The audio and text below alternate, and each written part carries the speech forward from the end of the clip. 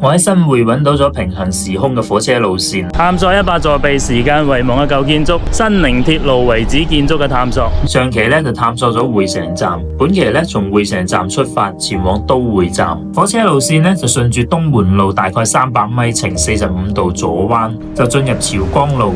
順住朝江路直行大概6到700米咧，就會通過2座雙紅涵洞。30年後嘅今日，仲邊有雙紅涵洞啊？已經變成幾個大型嘅小區啦。咁推測火車嘅路線係咁樣嘅：從匯成站出發，沿住朝江路直行700米，就到達我依家喺嘅位置。呢度正對住對面嘅小路，就係正對住呢個小路口啦。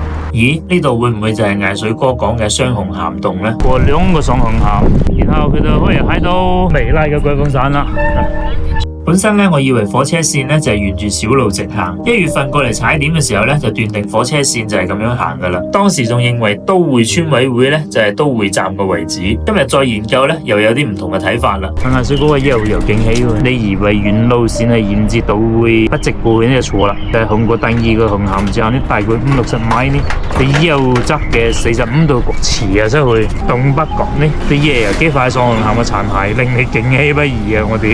如果呢度同埋呢度就係艾水哥講嘅2個涵洞，咁路線咧就會從第2個涵洞斜伸出去，斜伸大概6到700米咧，就會經過呢條河道，再前行300米左右咧，就到達都會站啦。咁點解我會鎖定田地嘅中間呢？因為艾水哥話咧，線路一出火車站嘅原路基咧係生滿晒葵樹嘅。出到車站先到葵林嘅話，但肯定喺中間嘅位置。葵林咧就喺車站嘅後邊，相當手掌嘅。之前咧有問過村入邊嘅阿婆，對面啦，嗰對面麥樓嚟啊，係啦，係對面都冇地。發現咗呢座好正嘅樓，以前應該都係大戶人家。呢啲木雕咧，依家都唔係好常見啦。跟住咧就沿住龍常里嘅方向行300米左右咧，就到達艾水哥講嘅涵洞。哇，咁樣我不如放棄啦。火車嘅線路咧就經過沙江、旗榜呢段路咧係完全冇參照物嘅。從都會站出發，沿住江州大道、江匯路，大概5公里咧就到達下一站江門火車站。今日嘅江門華僑中學咧就係佢嘅遺址啦。喺華僑中學後門咧，仲有一個殘缺嘅歐式門，應該咧就係當時起喺火車站隔籬嘅洋樓啦。依家睇翻咧真係好唏噓啊！嗱，我最中意騎行嘅就係呢條紙泥路啦，破舊得嚟咧又有人氣喎。從江門站出發，經過勝利路，再衝上蓬萊路，就到達白石火車站。艾水哥話咧，通過蓬萊路，再進入躍進路，轉右再轉左，呢個急口令咧真係兜到我暈頭轉向嘅。咁於是咧，我就瞄準咗2個關鍵詞。東湖公園同埋銀晶酒店，呢個係東湖公園，呢個係銀晶酒店，結合翻轉右再轉左嘅火車路線呢，當時我就認定咗呢個就係白石火車站嘅位置。喺呢個位置呢座樓呢，真係最特色噶啦。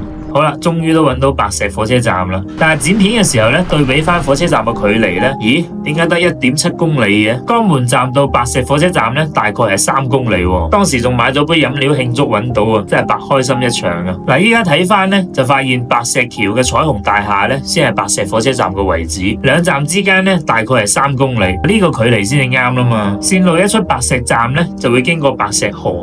就係嗰時一個，即係東北咁樣好過咯。係啊，從白石站出發咧，原本嘅線路咧就已經冇啦。咁推測火車嘅路線咧就係咁樣行噶啦。最後咧就到達北街站。第4次嚟北街都係冇開門，有緣無份啊！真係。新寧鐵路第2期公益到北街咧，一共15個站已經全部行完啦，全長45.1公里。1909年12月動工，1913年4月建成通車。咁下期咧就探索新寧鐵路第3期海城到白沙，睇下會發現咩得意嘅嘢。